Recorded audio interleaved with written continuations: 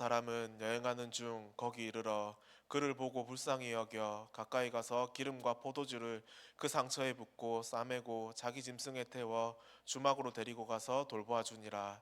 그 이튿날 그가 주막 주인에게 데나리온 둘을 내어주며 이르되 이 사람을 돌보아 주라. 비용이 더 들면 내가 돌아올 때 갚으리라 하였으니 네 생각에는 이 세 사람 중에 누가 강도 만난 자의 이웃이 되겠느냐? 이르되 자비를 베푼 자니이다. 예수께서 이르시되 가서 너도 이와 같이 하라 하시니라. 아멘. 하나님 아버지, 정말 우리가 이 선한 사마리아인의 마음으로 정말 모든 사람을 바라보기 원합니다. 이 예배를 통해서 하나님께서 우리에게 원하시는 것을 발견하게 하여 주시고 우리가 오직 하나님만 바라보며 하나님께만 영광 돌리는 예배가 되어줄 수 있도록 축복하옵소서. 하나님 말씀을 주시는 우리 목사님께 성령의 충만함을 더해 주셔서 정말 이 강단에서 하시는 모든 말씀이 하나님 참된 복음으로 참된 언약으로 증거되어 줄 수 있도록 축복하옵소서. 감사합니다. 살아계신 예수님의 이름으로 기도드립니다. 아멘. 찬송가 204장 주의 말씀 듣고서 찬양하신 후에 우리 하곡지 권사님 대표로 기도해 주시겠습니다. 찬송가 204장입니다.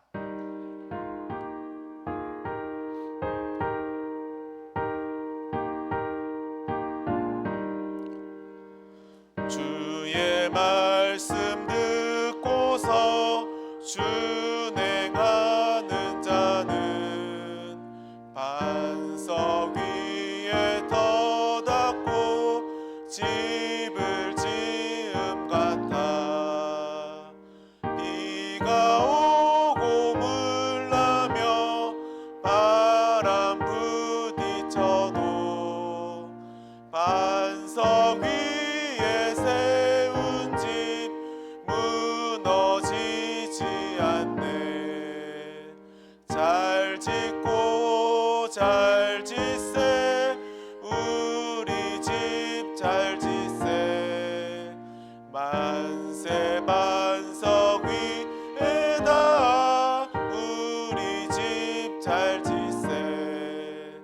주의 말씀 듣고도 행치 않는 자는 모래 위에 터닫고 집을 지음 같아. 비가 오고 물 나며 바람 부딪힐 때 모래 위에 세운 집 크게 무너지네.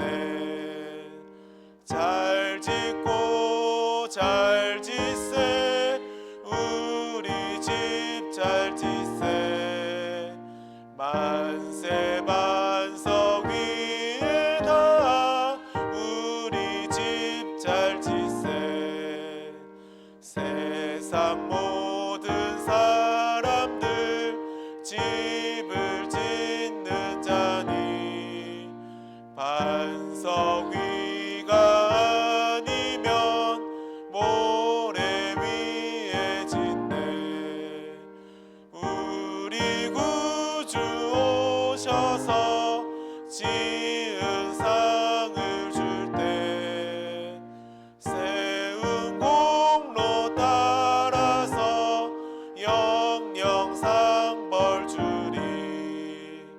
잘 짓고 잘 짓세 우리 집 잘 짓세.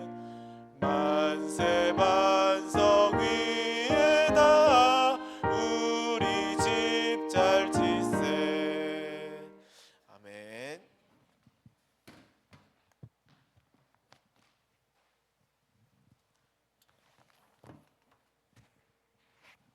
기도하겠습니다.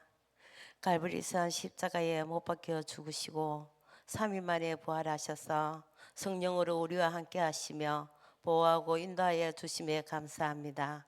오늘 수요 예배 이 시간에 우리의 모든 것 내려놓고 하나님께 온전히 중심 드리는 예배 시간 되게 하옵소서.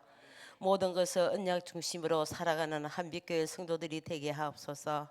부활절을 맞이하여 가정 가문 흐르는 영적 저주 완전히 무너지는 역사가 일어나게 하옵소서. 우리 랩런트들이 가치를 분별하는 눈이 열리어 하나님이 내게 주신 달란트를 발견하고 그 달란트를 지금부터 만들고 소통함으로 가장 하나님이 합당한 그 그릇으로 준비되게 하옵소서. 우리 랩런트들이 하나님이 주인이 되어 하나님 말씀 가지고 기도하며 응답받게 하옵소서. 아주 귀한 빗물이 공동체 렘넌트들을 축복하여 주옵소서. 가 태어난 한 일에 렘넌트를 주님이 축복하여 주옵소서. 교회 당에 수고하시는 사람인들을 축복하사 현장에서 성령 충만함으로 영적 싸움에서 승리하게 하옵소서. 각 지역 캠프팀들이 말씀과 기도와 전도 속에서 세상과 구별된 제자들의 삶을 살아가며 빛과 소금 되어 지역의 황금모장 사각지대 재앙지대를 보게 하사 하나님의 이유와 계획을 발견하고 캠프 팀원들과 함께 지역 살리는 전도운동을 지속하게 하옵소서. 공동체 사역하시는 부목사님, 전도사님, 사모님 성령 충만과 오력이 회복되사 가시는 곳마다 생명운동이 일어나게 하옵소서. 교회의 건강과 직장, 후대, 임신, 결혼, 비대면 예배처를 위해 많은 기도가 필요합니다. 그들을 위해서 중보기도하게 하옵소서.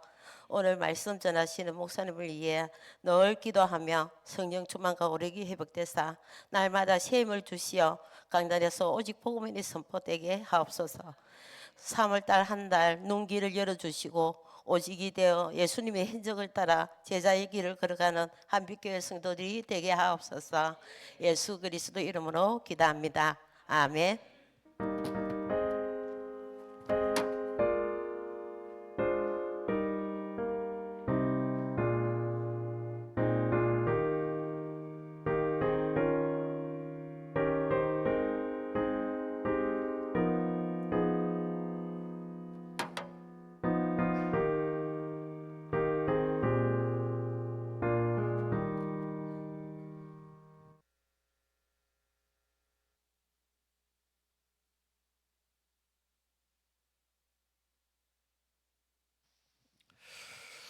창세기 50장 봅니다.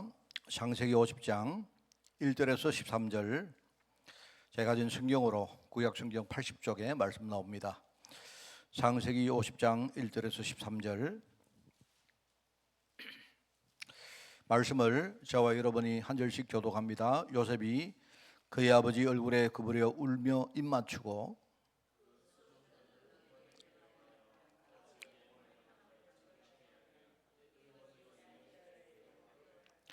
40일이 걸렸으니 향으로 처리하는 데는 이 날수가 걸림이며 애굽 사람들은 70일 동안 그를 위하여 곡하였더라.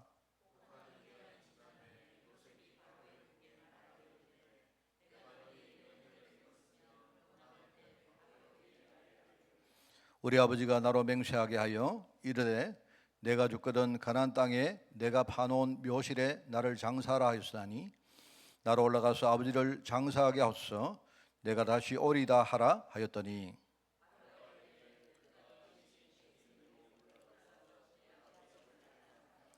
요셉이 자기 아버지를 장사로 올라가니 바로의 모든 신하와 바로 궁의 원로들과 애굽 땅의 모든 원로와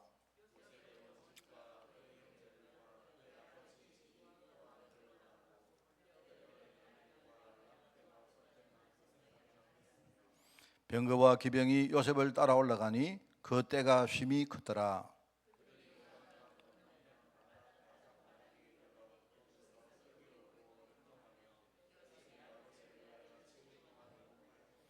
그 땅 거민 가나안 백성들이 아닷 마당의 애통을 보고 이르되 이는 애굽 사람의 큰 애통이라 하였으므로 그 땅 이름을 아벨 미스라 라임이라 하였으니 곧 요단강 건너편이었더라.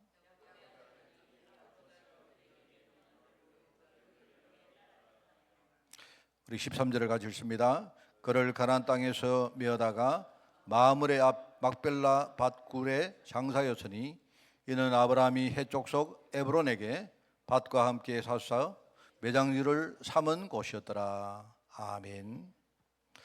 자, 오늘 야곱의 장례식이라는 제목입니다. 창세기 80장입니다. 80번째 우리 메시지인데 이제 내가 볼 때는 아마 다음 주, 다다음 주까지 2주 남았습니다. 그 다음 주에는 우리가 이제 사도행전 한다고 했죠.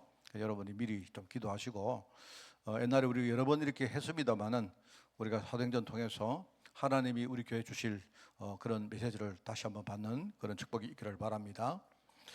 오늘 야곱의 장례식,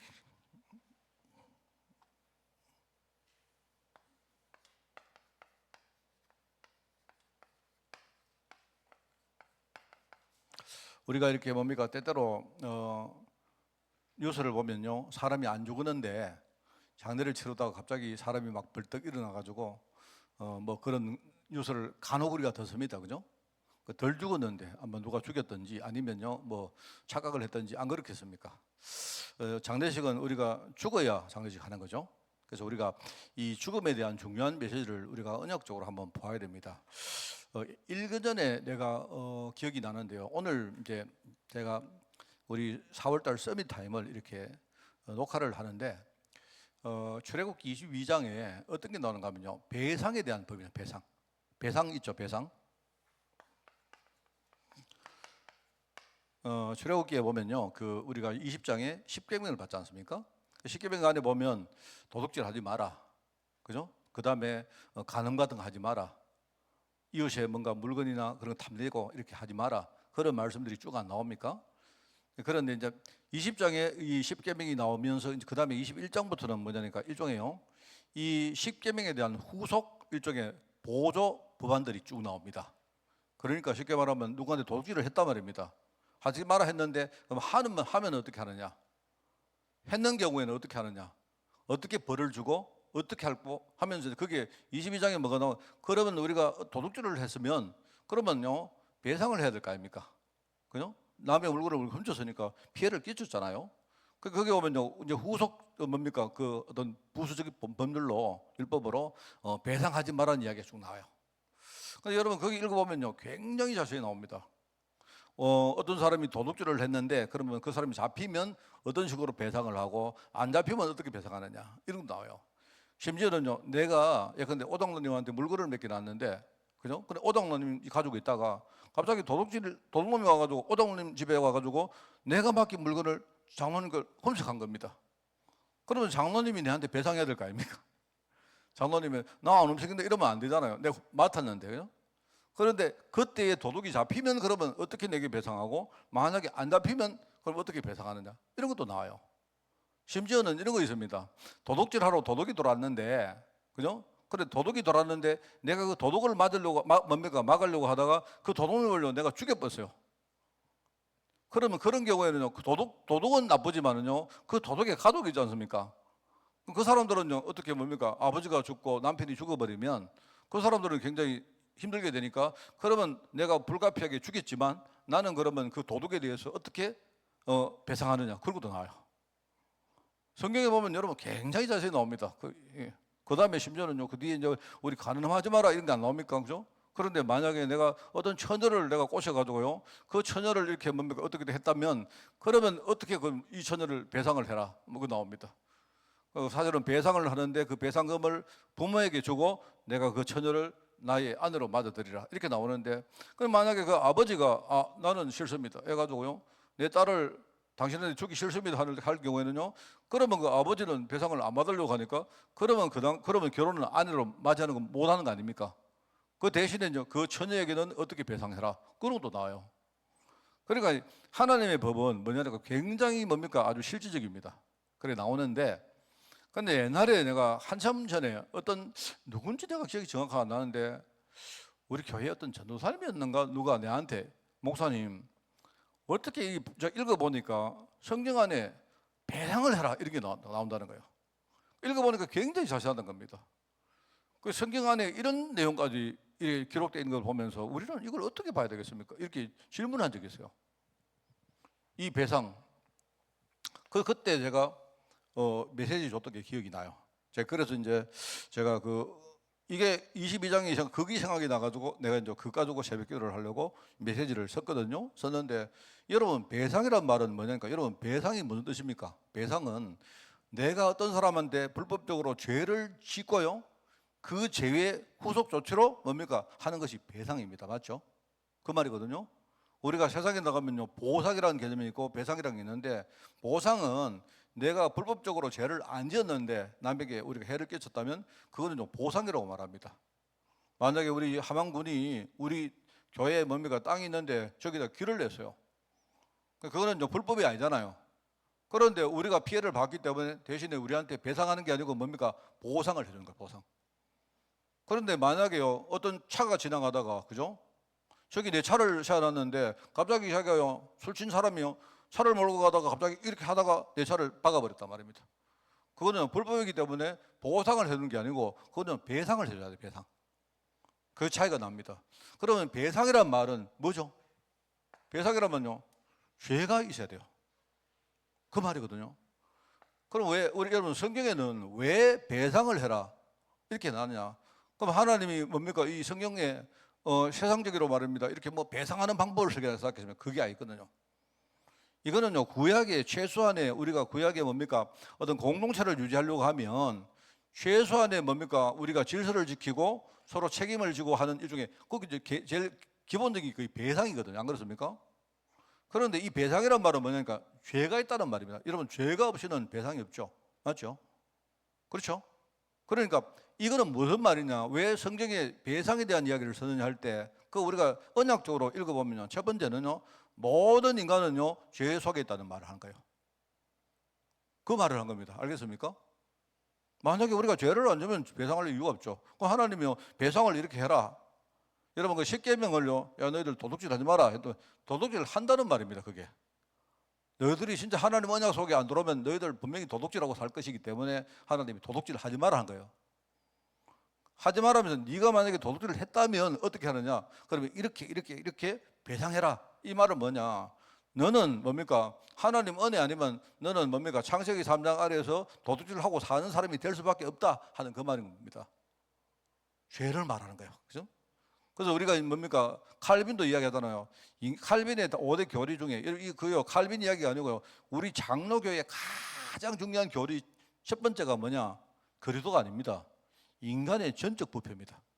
모든 인간은요 죄 가운데 있다는 말이에요. 이 사실을 모르면 여러분 하나님 은혜 속에 들어갈 수가 없어요. 왜요? 내가 죄 가운데 있는 게 그걸 모른다면 나는 그리스도가 필요 없는 거 아닙니까? 맞잖아요. 그리스도는 우리 죄 때문에 오신 거예요. 우리 죄를 해결하러 오셨단 말입니다. 우리가 언약적으로 배상을 볼 때 첫 번째, 우리 모든 사람은요 죄 가운데 있구나 이걸 알아야 돼요. 그러면 배상은 뭡니까? 죄를 지었기 때문에 거기에 대한 일종 대가로 내가 어떤 뭡니까? 후속 조치를 취하는 것이죠. 그런데 두 번째는 뭐냐니까 내가 아무리 배상을 해도 그죠? 인간이 가진 죄는요 배상할 수가 없습니다. 그걸 말하는 겁니다. 배상이 불가능한 거예요. 그래서 우리가 죄값이라 하죠. 죄값. 죄값이라 합니까? 죄값을 치를 수가 없는 거예요. 세상에서는 뭐라고 말합니까? 공덕을 쌓아라. 그죠? 그 다음에 배상을 해라. 네가 착하게 살아라. 죄를 지는 거는요. 내가 아무리 착하게 산다고 죄값을 치를 수가 없어요.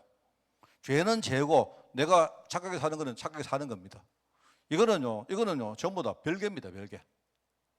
근데 세상은 뭘 하느냐? 네가 공덕을 쌓고 뭘 많이 하면 그러면 너 죄가 사실 것이다 하는데 그거는요 좋은 말 같이 보이지만요 그거는 틀린 말입니다. 그거는 복음의 말이 아니에요. 우리 인간은요 죄값을 치를 수가 있습니까? 없습니까? 없습니다. 배상을 하지만 근본적인 죄 문제는 해결이 안 된다는 말이에요. 이게 그 말 아닙니까? 그래서 우리가 여기서 뭐냐니까 진정한 배상이 뭐죠? 바로 속죄제물로 오신 그리스도. 우리 인간의 힘으로는요 절대로 우리 죄 문제를 배상할 수 없기 때문에 그죠? 하나님이 직접 이 땅에 오셔서 뭐 했습니까?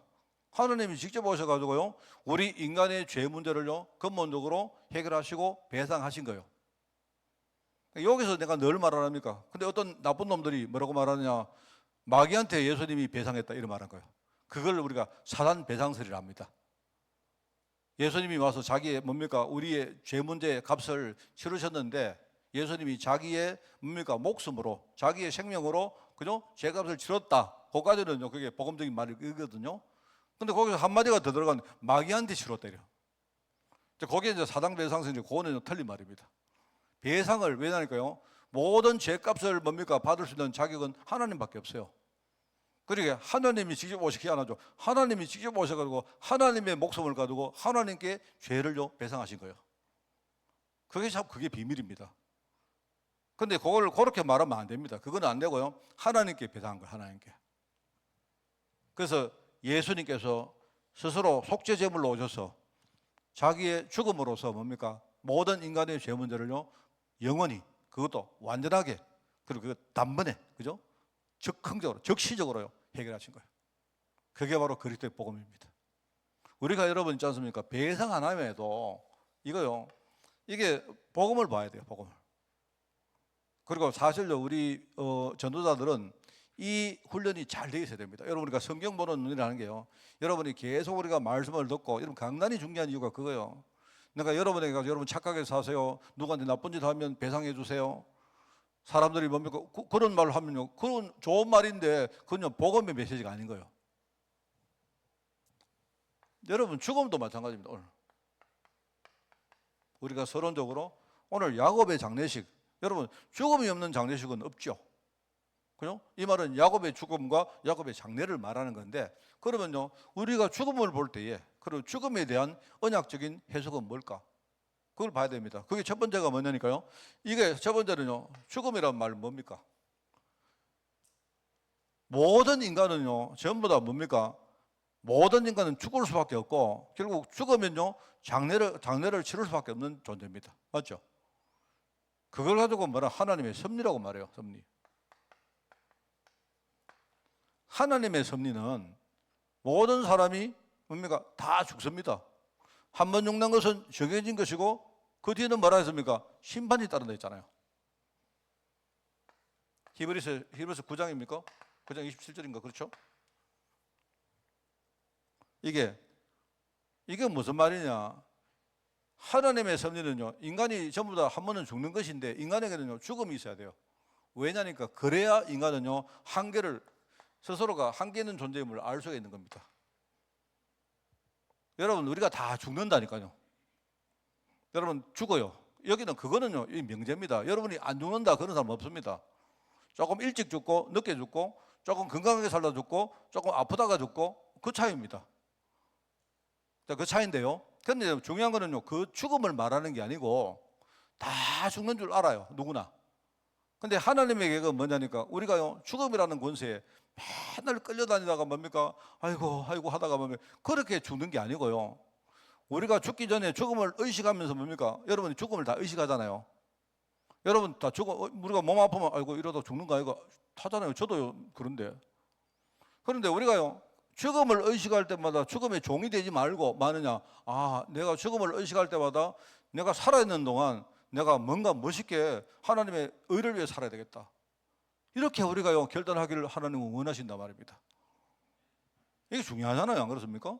그러니까 사람이 죽는 것은 전부 다 하나님의 섭리입니다. 섭리. 어떤 사람이 만약에 나 안 죽는다 이러면요, 우리 안산홍 같은 사람이 왜 그 이단인가 하면요, 나는 그 사람이 진짜 영원히 살 사람인지 메시아인지 잘 몰라요. 저는요 그 사람은 모릅니다. 그런데 그 사람들이 살아있을 때 뭐라고 말했느냐, 꼭 영원히 살 것처럼 이야기했다니까요. 그 어느 날 죽어버렸어요. 죽어버리고 나니까 지금 그 하나님의 은밀한 그 여자 이름 뭐더라? 갑자기 안산홍이 갑자기 죽어버리니까 당한 거예요 지금. 그래가지고 하나 말은요, 다시 오시기 위해서 뭐 어떻게 잠시 사라진 것처럼 이야기하는, 뭐 이런 식으로 말합니다. 문선명이라는 사람이, 그죠? 진짜 영원히 살 것처럼 말했다니까요. 그 사람은 갑자기 죽어버리니까 어떡합니까 이게? 저는 개인적으로 생각할 때 그 통일교회에 있는 많은 뭡니까 거기도 지도하는 어떤 지도자가 아니겠습니까? 나는 그 사람들이 진짜 그 통일교 교리를 믿는지 나는 안 믿을 거라고 생각해요. 나는 물론 뭐 믿는 사람도 있겠죠. 그런데 안 믿는 사람도 굉장히 많을 거라고 생각합니다. 다만 통일교회 가지고 있는 재산과 여러 가지 영향력과 지금요 그런 것들이 너무 많다 보니까 거기 있는 게 그죠? 자기들이 이롭겠죠. 안 그렇습니까? 그렇다고 생각해요, 저는요. 제가 옛날에 통일교회 문선명이를 따라다녔단 말이에요. 문선명이 내 오른팔에 있단 말입니다. 근데 나는요, 내가 문선명이가 죽을 거라고 생각한 거예요. 그런데 죽어보세요, 이 사람이. 근데 죽고 나니까요, 그 후계자로 한 학장과 그 여자가 후계자가 됐는데, 그죠? 맨날 여기 여자가 이제 왕관서고 와가지고 뭐 안 그럽니까? 그런데 나도 역시 지금요, 그걸 믿는 것처럼 해야죠. 왜? 그래야 나도요, 내가 이해관계가 있으니까 난 그럴 거라고 생각해요. 그 사람들 진짜 영원히 살 거를 믿을까? 안 믿을 것 같은데 나는 그렇게 생각합니다. 그런데 많은 사람들은요, 그 말을 믿고 다 정말 영원히 살 것처럼 해요. 근데 그렇지 않습니다. 인간은 반드시 죽습니다. 반드시. 이렇게 되어야 인간이 한계 있는 존재라는 사실을 우리가 알고, 하나님의 은혜 말고는요, 우리가 뭐 추구할 게 뭐가 있습니까? 안 그래요? 그걸 우리에게 말씀하시는 거예요. 그래서 여러분, 복음 밖에 있는 사람은 한계가 있을 수밖에 없다. 그렇다고 우리가 이 한계에 묶이면 안 됩니다. 아이고 나는 큰일 났네, 안 되네, 이러면 안 돼요. 그게 아니고 이게 첫 번째입니다. 자, 그러면요, 두 번째는 뭐냐? 여러분, 우리가 복음 안에 있으면, 복음 밖에서는요, 인간은요, 한계가 있을 수밖에 없습니다. 그런데 복음 안에 들어가면 어떻게 되죠? 하나님이 주신 축복이 얼마나 큽니까? 아까도 말했지만 내가 만약에 복음을 몰랐다면요, 맨날 무슨 문제 생기면요, 아이고 막 두려워하고 무서워하고 맨날 자신 뭡니까? 나를 막 자책하고 뭘 이렇게 할 건데, 그죠? 내가 복음을 알고 나니까 나는 이제 죽음이 그렇게 두렵지 않아요. 여러분, 죽음이 두렵다고 해도 내가 복음 안에 있으니까 이제는 아는 거예요. 아, 내가 여기에 내가 시시하게 그렇게 끌려다닐 게 아니고 내가 살아있는 동안 내가 진짜 열심히 뭔가 하나님 나라를 위해서 내가 지금 제대로 내가 살아있는 동안이라도 내가 그렇게 축복받고 누리고 이걸 전해야 되겠다, 이 생각을 하잖아요. 안 그렇습니까? 얼마나 다릅니까? 안 그래요? 내가 복음 알고 있는 거하고 복음 밖에 있는 거하고 복음 안에 있는 거 얼마나 차이가 납니까? 그렇잖아요. 안 그렇습니까? 맨날 뭡니까? 좀 아프면요, 아이고 아프다, 아이고 죽으면 어떡하나, 이렇게 살 사람인데, 그래 내가 아프면요, 이제 내가 갈 때가 됐구나. 더더욱 내가 가기 전에 열심히, 내가 옛날에 전도도 잘 못했는데 내가 열심히 진짜 이제 다른 거 안 쳐다보고 내가 그리 살아야 되겠다, 그럴 거 아닙니까? 이미 그 자체가 우리에게 큰 축복 아닙니까? 맞잖아요. 안 그렇습니까? 나는 여러분이 뭐 가만히 계시기 때문에 뭐 아닌지 몰라도,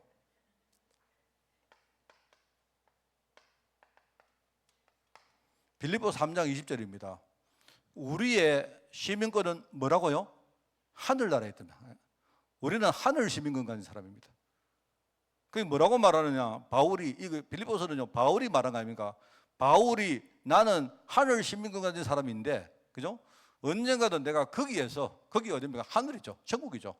내가 천국에 가서 누구를, 곧 주 예수 그리스도를 기다리노니, 구원하는 자 곧 주 예수 그리스도를 내가 기다린다 했습니다. 그게 무슨 말이냐? 예수님이 친히 나중에 재림에 오실 거 아닙니까? 맞잖아요. 근데 그 전에 내가 만약에 재림에 오기 전에 내가 만약에 죽으면, 그러면 나는요, 천국 가서 주님 재림을 기다리고 있는 거예요. 얼마나 다릅니까? 이게 축복인 거예요, 이게. 그래서 인간은 이게요, 우리가 복음 안에 있으면요, 얼마나 큰 축복인지 몰라요, 이게. 그게 죽음에 대한 메시지입니다. 그러면서 저는 한 가지 더 생각합니다.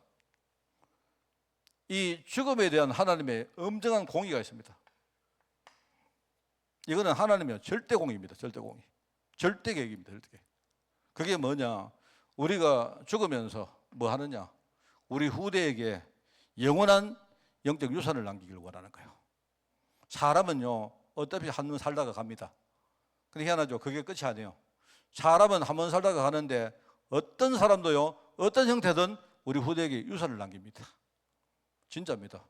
어떤 사람 그래요. 우리 아버지는 돈이 없어가지고요, 내한테 유산을 한 푼도 안 남겼어요. 미안하지만 아닙니다. 그 잘못 본 겁니다. 돈 한 푼도 없는 걸 유산으로 남긴 거예요. 뭔 말 알겠습니까? 우리 아버지는 뭔가 이상하게 내게 나쁜 뭡니까 영향을 줬어요. 그게 유산입니다. 유산. 인간은 이 땅에 살면서 반드시 한 번은 죽는다. 그죠?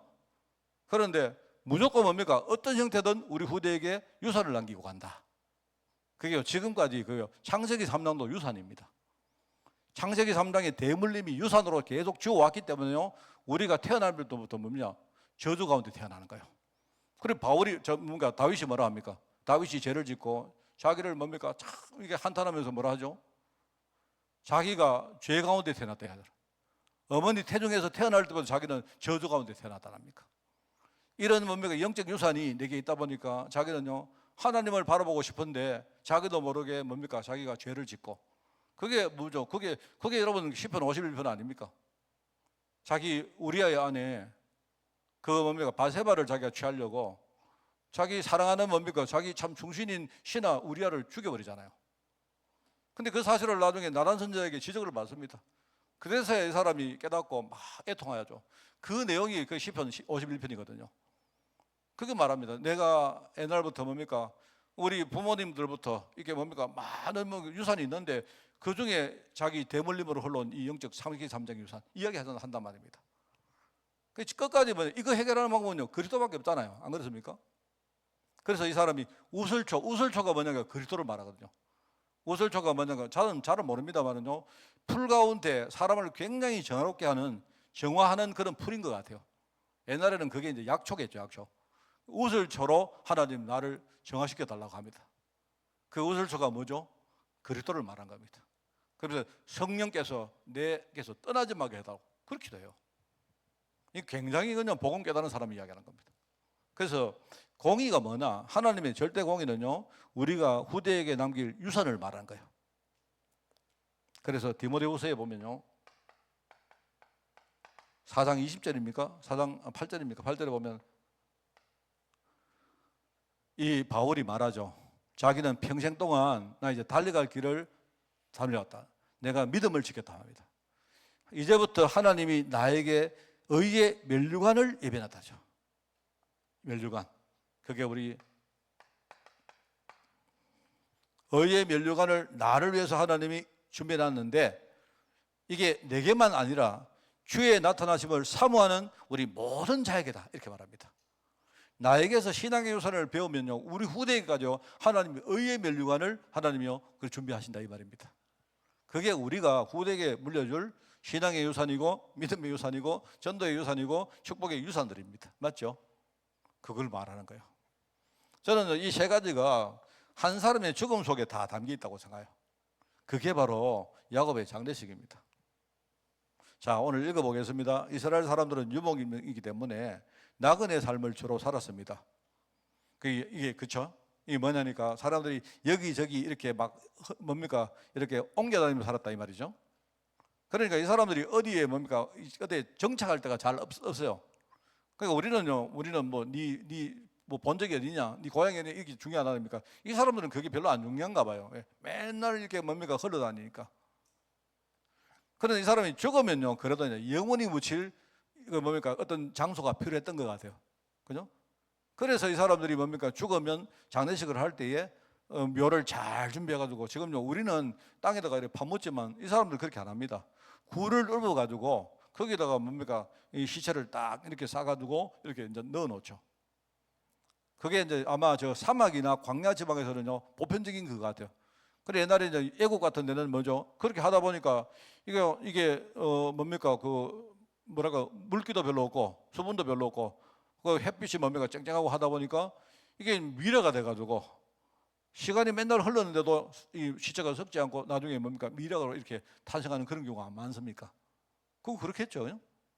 이 사람들은요 그렇기 때문에 나그네 생활을 했기 때문에 이 사람들이 굉장히 뭡니까 그 무덤 같은 것들을 굉장히 중시했다 하는 그 이야기가 거기 나옵니다. 그래서 여기 보니까 야곱의 장례식과 무덤 나오죠.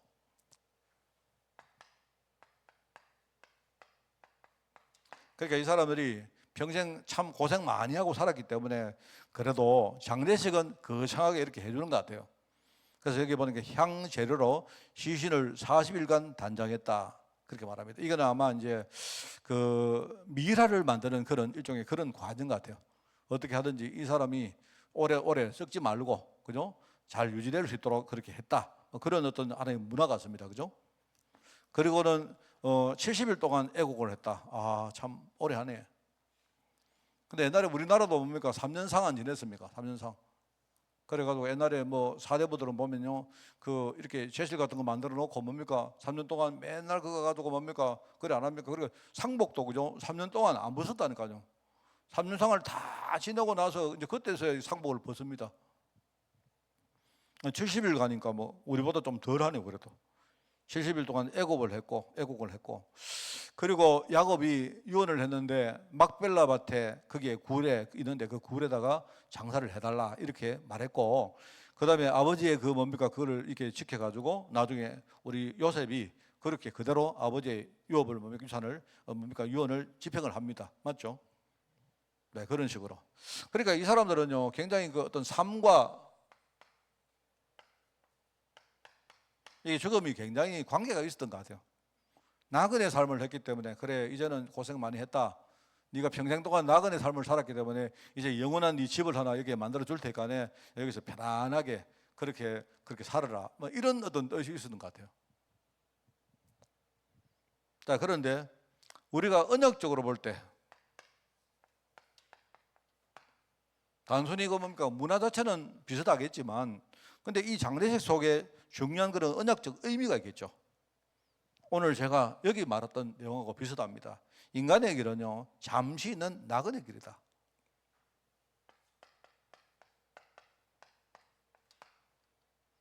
사실 나그네 길입니다. 나그네 길. 잠시 있는 나그네 길이다.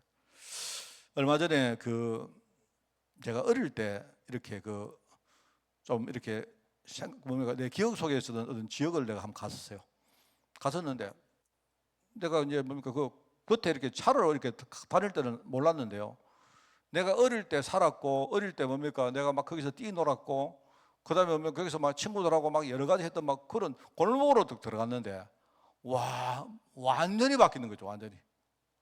그러니까 보는데요. 내가 그거 들어가가지고 이 어릴 때 내가 뭡니까 정말로 잘 알았던 길인데 한 개도 모르겠더라니까요. 그런데요. 내가 갔는데 보니까요. 세상에 뭡니까 지금 대구겠죠. 대구인데 그 시내에 아파트를 뭡니까 막 어마어마하게 막 지어가지고요. 와, 내가 그걸 봤습니다.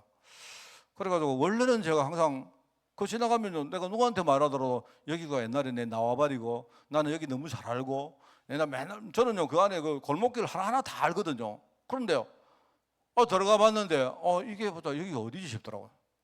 대구가 아닌가? 내 고향이 아니네. 완전히 아이고 내가 옛날하고 내가 깜짝 놀랐습니다. 진짜. 지금 대구 제가 제일 중심부에 내가 태어났는데요. 지금 대구의 그 중심부에 보면요. 옛날에 막 학국박한들 이런 뭡니까 그런 이 주택들이 굉장히 많아서요. 그거를 뭐냐가 대구시에서 이렇게 뭐 개발을 딱 해가지고 구역을 만들어가 거기다가요 막 한 4집쯤 되는요 그 뭡니까 아파트를 다 지났어요. 그거 들어가 보고는 와 진짜 여기 옛날 추억이 진짜 내가 서린데인데 막 길도 모르겠더라는 거예요. 길도. 그러면서 내가 내 인생길이 그렇구나. 옛날에 내가 대구 살다가 서울도 갔다가 울산도 갔다가 함안으로도 갔다가 내 인생이 굉장히 나그네 길을 쭉 돌고 내가 고향으로 가니까요. 도대체 이 고향이 이게 지금 내 고향인지 아니면 이게 객인 뭡니까 잘 모르겠더라니까요. 그래 옛날에 내 고향은 어디 갔는지 없어진 거예요. 내가. 가만 생각하니까 인간은요 전부 다 나그네 길입니다. 나그네 길요. 나그네 길입니다. 참 그렇습니다. 그러면서죠. 그렇기 때문에 우리는 몰라서 그런 거예요. 우리 본향은요 원래 대구시 중구 동성로가 아니고요. 내 본향은 원래 천국이었던 거예요. 인자네가 깨달은 거지.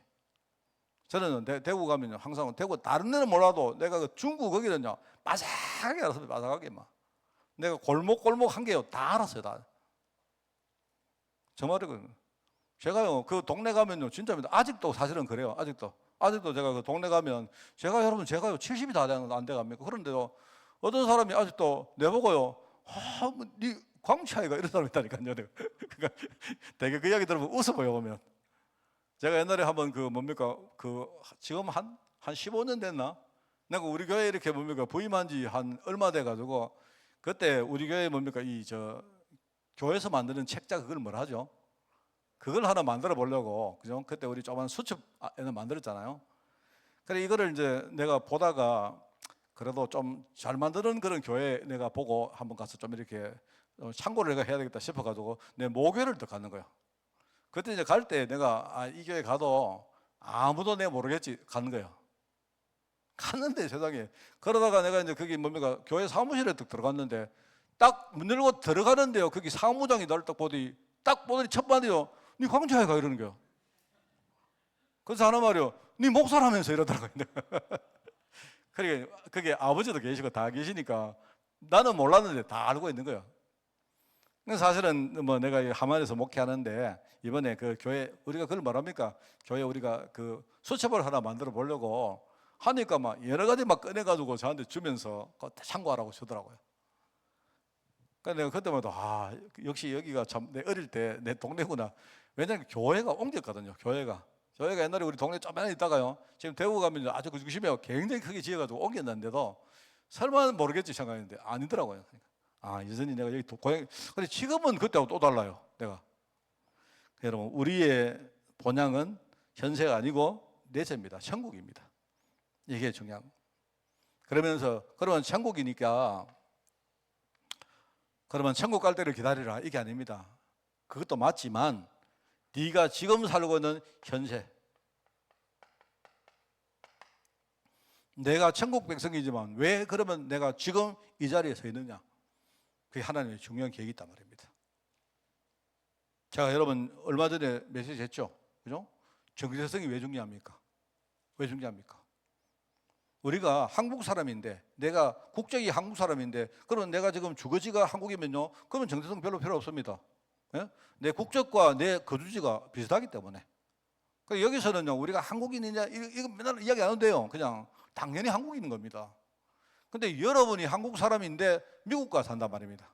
그죠? 그러면 여러분이 거기 가서 뭡니까? 여러분과 여러분 자녀가 정체성을 잃어버리면요, 이게 내가 미국 사람도 아니고 한국 사람도 아니고 계속 우리가요 굉장히 갈등하게 되고 방황하게 됩니다. 그래서 여러분이 미국 가 살 때는요, 내가 한국 사람이라는 사실을 여러분이 늘 생각하고, 미국에 사는 사람은요 애국가 딱 나오면 일 나야 돼요. 일 나가지고요 탁 애국가 나올 때 이래야 됩니다. 내가 볼 때는요.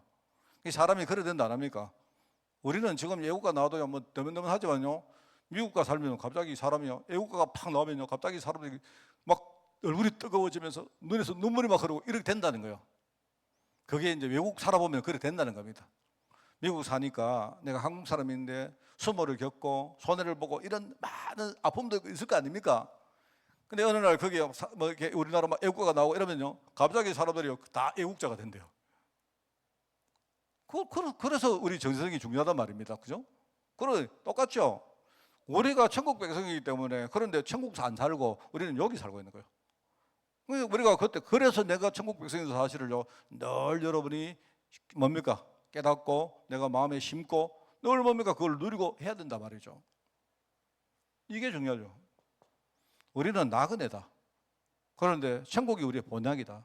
근데 우리에게 중요한 사명이기 때문에 하나님이 이 땅에 나를 살게 하셨다. 그게요 우리의 삶이고 그게 하나님 주신 언약입니다. 그래서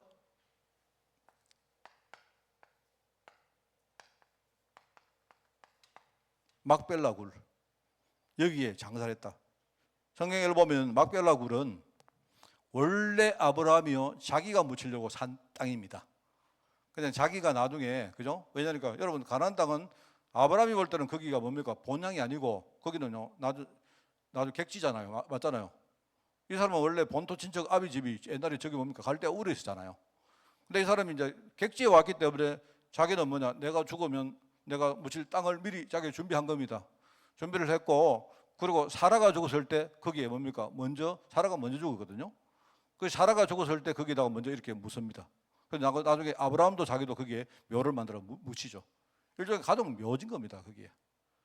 그런데 이게 그냥 막벨라가 아니고요, 이게 조상 때부터 하나님이 약속한 언약의 땅 아닙니까?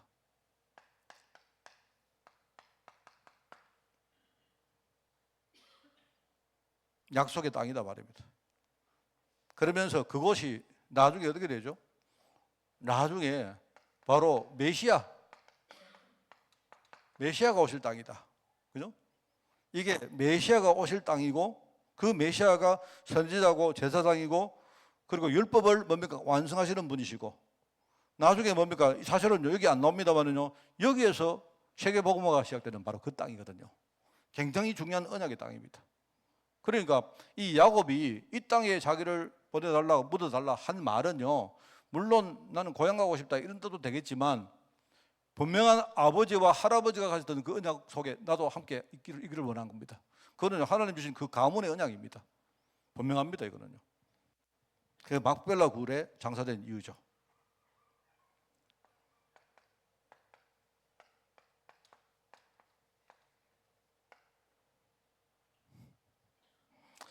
저도 생각하니까 제가 참 만약에 뭐 한번 생각했습니다.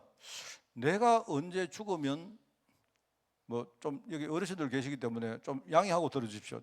뭐 목사님 젊으면서 뭐 그런 소리 뭐냐 합니까? 할 줄 몰라도요. 저도 또 미리 생각해 보면 내가 나중에 죽으면 우리는 아마 이제 매장 안 하고 화장 안 하겠습니까? 그죠? 그러면 이제 화장을 하면 방법이 몇 가지가 있겠죠. 그냥 화장한 뭡니까? 그거를 그냥 어디 흩어버리는 거. 뭐 그런 방법도 있겠고, 아니면요, 내가 대구 출신이기 때문에 어떤 대구에 어디에 가서 묻히는 방법이 있겠죠. 대구에 가면 제 생각에 가장 그래도 내가 가능성이 큰 게 대구 제일교회에 뭡니까? 그 묘지가 있습니다. 그 묘지에 우리 아버지, 어머니, 누님 거기에 묘지가 다 있기 때문에 이제 아마 거기 갈 가능성도 있고, 내가 또 세 번째는 뭐냐니까 저는요 하만에 안 있겠습니까? 나는 아마 여러분들이 허락해 주시면 딴 데 안 가고요. 여기 뭡니까? 교회 좀 모퉁이에다가 저다가 뭐 하나 나무 하나 심든지 해가지고 그내 좀 이렇게 해주면 여러분들이 어떻게 생각하실지 잘 모르겠습니다. 그 뒤에 그거는 막 여러분보다도 아마 우리 지금 어린 뭡니까? 우리 유진이나 우리 뭐 예컨대 우리 예설이나 이 친구들한테 내가 허락 얻어야 될 것 같아요. 내가 볼 때. 그렇지. 근데 내 생각에는요, 만약에 세 가지 중에 내가 이렇게 선택하라면 저는 3번입니다. 아무리 생각해도요, 내가 그래도 내가 하만 땅에 와서 뭡니까? 제일 큰 응답 받았고, 내가 여기서 뭡니까? 복음 속에 진짜 들어갔고, 그죠? 그래도 뭡니까? 뭐 잘했던 못했던 내가 여기서 뭐 복음 운동했고, 뭐 그런 거 아니겠나 싶어요, 내가. 아마 그런 마음하고 비슷 안 하겠습니까? 맞죠? 그리고 만약에 이제 우리 뭐 오당노님하고는 내하고는 뭐 비슷하게 우리 아마 비슷하게 갈 것 같고, 우리 박당노님하고 내가 한 10년 차이 나지만 비슷하게 갈 것 같고, 하니까 내가 모르겠고. 몰라요. 누가 먼저 갈지 모른다니까. 근데 내가요 나중에 우리 후대들한테 내가 다 말해 놓을 겁니다. 내 나중에 죽으면 나중에 막 그냥 바람에다가 불지 말고 그래도 요 구석에라도 하나 이렇게 뭐 거창하게 할 필요는 없고 나 그렇게 부탁을 하고 싶습니다. 그래서 여기 있으면서 너희들과 함께 내가 복음 운동하는 거 내가 지켜보고 함께 하길 원한다. 그렇게 생각합니다. 제일 중요한 거는 내 후임 목사한테 내가 부탁해야 되겠죠. 그 사람 지가 안 된다 하면 뭐 내가 뭐 모르겠습니다만은 나중에 내가 후임 목사 찰 때 조건을 내가 그래야 되겠습니다. 내 묻어줄래 여기 내가 진짜 제 마음은 딴 거고요. 진짜 내가 복음 속에 들어가고 복음 운동하는데 거기 나도요 마음으로라도 내가 진짜 참여하고 싶습니다. 얼마나 감사합니까? 안 그래요? 그래서 우리가 육신의 삶이 끝나고 새로운 세계가 시작됨을 알리는 장례식이다. 참 귀한 말이죠.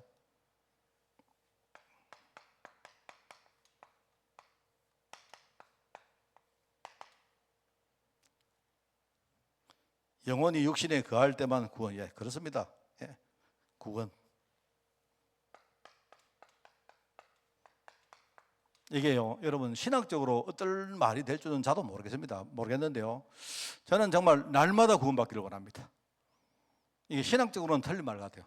원래 구원은 한 번 받으면 되는데 나는 날마다 구원받기를 원합니다. 정말입니다. 날마다. 나는요, 그렇습니다. 이게 우리가 진짜 구원받는 이 축복이 참 대단하죠, 그죠? 그 다음에 우리가 육신이 살아있는 동안에만 전도할 수 있다. 그렇습니다. 복음 모르면요, 맨날 우리 목사님들도요 모이면요 맨날 뭐 이렇게 뭡니까 맨날 이상한 소리 하고 맨날 뭐 짜는 소리 하고 뭐 맨날 뭡니까 서로 죽이는 소리가 이랍니다. 내가 볼 때 그게 그러니까 아무것도. 여러분 그 목사님들이요 자기 교회 가가지고 막 설교할 때는요 맨날 복음 이야기하고 믿음 이야기 하는데 우리끼리 모여보세요 맨날 안 좋은 소리 합니다. 맨날. 그 저번에 이야기 하더라고요. 저번에 뭐 제가 이야기했나 모르겠습니다. 목사님들 모여가 이야기하는데 우리 진주의 김성윤 목사님이 김 목사님 내 되게 좋아해요. 김 목사님. 김 목사님이 내보고 하는 말이 이렇게 말해요. 야, 있잖아. 우리 경남로에서 제일 실속 있는 교회가 한빛교회하고 저 거제의 예언교회다 이랬더라고. 그 사람들이 전부 다 왜요? 이러고 묻는 거예요. 저 두 교회는 유일하게 빚이 하나도 없대요. 내가 그래 내가 속으로 그거 아닌데. 처음에 우리가 실속했다 할 때 나는 사실은 아멘 했거든요.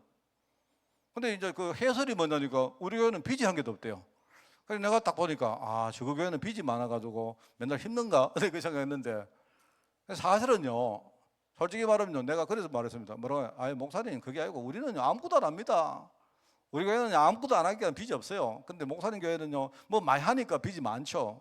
우리는 아무것도 안 합니다. 저는요, 원래 성품이 아무것도 안 하는 사람이기 때문에요, 하나님이 우리는 빚을 감당할 그런 감이 못 됩니다. 내가 이렇게 말했거든요. 그래 말했는데 속으로는 그거 아니다. 우리 교회가 얼마나 실속했는데 우리 교회는 뭐 하느냐, 복음운동하고 전도운동하고 구대운동하고 하니까 우리 교회는 진짜 실속 있는 교회다. 이 말 하고 싶었는데 저는 그 말을 지금도 하고 싶습니다. 우리가 구원만 한다는 게 이게 얼마나 큰 축복입니까? 안 그래요? 아까 말했지만요, 어떤 그 배상해도죠, 우리 힘으로 우리 죄 문제 갚을 수가 없습니다.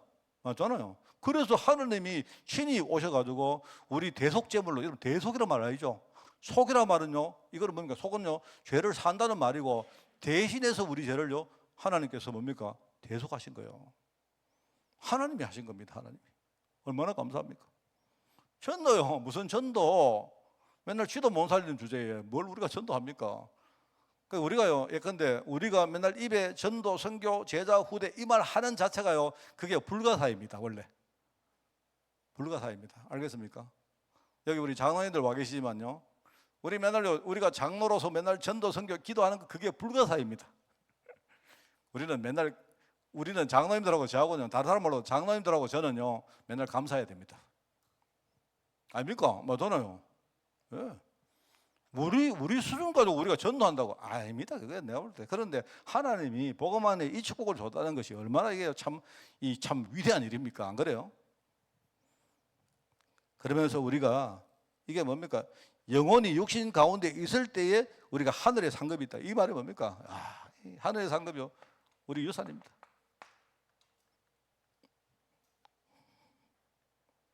제가 막 좀 과장도 하고 이래 할 때도 있습니다만은요, 이거는 절대 과장 아닙니다. 내가 막 우리 후대들 요새 보면요, 와, 내가 막 마음이 막 설레는데 감당을 못 하겠어요, 여러분. 정말입니다. 여러분 진짜 이건 과장 아닙니다. 요새 하나님이 우리 후대 통해서, 그죠? 저와 우리 교회에 주시는 축복을 생각하니까요, 막 내가 가슴이 막 떨립니다. 제가 하나님하고 굉장히 제가 이렇게 어떨 때는 막 싸우기도 하고 막 그래요. 내가. 그래 내가 약간 이런 생각이, 내가 하나님께 계속 이렇게 불신하고 내가 보채면 하나님이 나를 좀 바꾸시려고 우리 교회에다가 축복을 굉장히 주실까, 이런 생각도 해요. 내가 저보고 정신 차리라, 내 좀 부줄 테니까 니 좀 정신 차리고 생각 바꿔라, 이런 말인지 몰라. 하나님이 우리 교회에 우리 후대 축복을 주시는데 안 그렇습니까? 제가 우리 여기요, 결이나 하준이나 하은이나 얘를 가지고 또 한 놈 누굽니까? 예람이나 얘들도 얘들이지만요, 저는 그 애들 이전에 우리요 다은이나, 그죠? 요새 우리 시연이나 이런 애 있잖아요, 말하는 게 다릅니다. 말하는 게 달라요. 그 다음에 우리 애들요, 여기 보세요. 우리 시연이나 우리요 누굽니까? 준이나, 그죠? 우리 현복이나 또 영광 이런 애들 보세요. 보시지 않습니까? 옛날에 빌빌빌 그랬잖아요, 애들이. 요새 애들이 막 힘이 나가, 저끼리. 그죠? 그래서 제가 이번에 이제 며칠 전에 그런 말 들었습니다. 갑자기 뭐 타족을 보니까 아이들이 성가대 뭡니까? 그 성가대복을 한다고, 맞춘다고 딱 이렇게 나와서, 나는 처음에는 어른들 하는 줄 알았다. 보니까 그게 아니고 렘넌트 우리 성가대가 자기들이 이렇게 뭡니까? 그 가운을 한대요. 그래서 제가 전화 안 했습니까? 전화해가지고. 그래서 사실은 내 마음은 가운 오케이 해라. 내가 들어보니까 자기들끼리 지금요, 뭐 막 이렇게 결정한 거예요. 나는 그게 너무 소중합니다. 자기들끼리. 그 한 좋은데, 내가 평소에 어떤 생각이 드는가 하면, 나는 우리 애들 가운 하지 말고 좀 멋있게 애들이요, 좀 우리가 뭐 티셔츠이든지요, 좀 고급스러운 거, 나는 이런 거 입고 좀 애들이요 막 이렇게 막 찬양하기를 원했거든요. 솔직히 저는요, 우리 후대들이 하는 뭡니까? 오후 예배 때는요, 내가 오전에는 이렇게 뭡니까 막 양복을 입더라도 오후에는 캐주얼을 한 거 탁 입고 나와가지고 나는 사실 그렇게 내가 설교하고 싶은 마음이 있어요. 그래서 내가 지난주에 우리 김 목사가 보니까요, 내가 인사하러 나갔는데 김 목사가 이렇게 뭡니까 베이지색 이렇게 뭡니까 아래 이렇게 캐주얼 양복을 입었는데 너무 좋아 보이는 거 있죠. 그래서 내가 김 목사한테 이거 언제 샀노 하니까 한참 됐다 하더라고. 내가 솔직히 사이즈만 갔으면 야 그거 내가 바꿔 입으시오 하시오. 내가 그런 생각이 들었다니까. 아니면 내가 아예 티셔츠를 입고 나가지고 오후에 우리 후대와 함께 이렇게 하고 싶어요 내가. 그래 아이들이 이제 약간 어른스럽게 이렇게 가운을 하는 게 나는 그 가운을 안 했으면 좋겠다 싶은 마음이 있어가지고 내가 전화를 한번 했는데 해놓고는 또 저거들끼리 하는데 내가 또 괜히 또 창피했나 뭐 이런 마음입니다. 저는요 막 너무 좋아요 지금. 해줘라 애들 막 저끼리 막 뭐 가운을 하든 뭐 하고 싶으면 막 해주기를 원합니다. 얼마나 그 축복입니까? 안 그래요? 그렇게 되니까 우리 이런 청년 애들이요 나중에 엄마 아빠가 되니까요 보세요 우리 아들이 하나님 이게 우리의 새로운 시작입니다. 그러면서 그렇기 때문에 나의 오늘입니다. 나의 인생입니다. 나야. 여러분 우리의 인생은 굉장히 축복의 인생입니다. 여러분 우리는요 굉장히 축복 가운데 부름받은 거예요. 나의 오늘, 나의 인생, 나의 교회, 나의 현장, 그죠? 이게 하나님이 주신 큰 축복을 여러분이 아셔야 돼요. 오늘 우리가 이런 축복을 실제로 깨닫고 누리는 그런 오늘 야곱의 장례식이지만 우리의 새로운 시작이 되기를 주님의 이름으로 축원을 드립니다. 하나님 아버지 감사합니다. 오늘 야곱의 장례식을 통해서 우리가 한 번 더 깨닫고 하나님 앞에 결단할 수 있도록 은혜 주시니 너무나 감사드립니다. 아버지 하나님 우리가 복음 잘 몰라서 또 우리가 복음 밖에서 우리가 한계를 가진 인생인데 우리는 교만하고 정말 우리가 주인 되어서 살아왔던 과거를 청산하고 이제 복음 안에 들어와서 내가 축복을 누리며 우리 후대에게 영원한 그런 유산을 만드는 그런 인생 되어지기를 원합니다. 하나님 아버지 축복하여 주시고 하나님 우리가 언젠가 우리도 장례식을 치를 것인데 그 이전에 정말 하나님께 영광 돌리는 인생으로 저희들 축복하여 주옵소서. 그 축복을 만드는 우리 그런 플랫폼으로 우리 교회를 하나님이 두 손 들어 축복하여 주옵소서. 우리 교회 제자들과 우리 후대를 주님이 축복하여 주옵소서.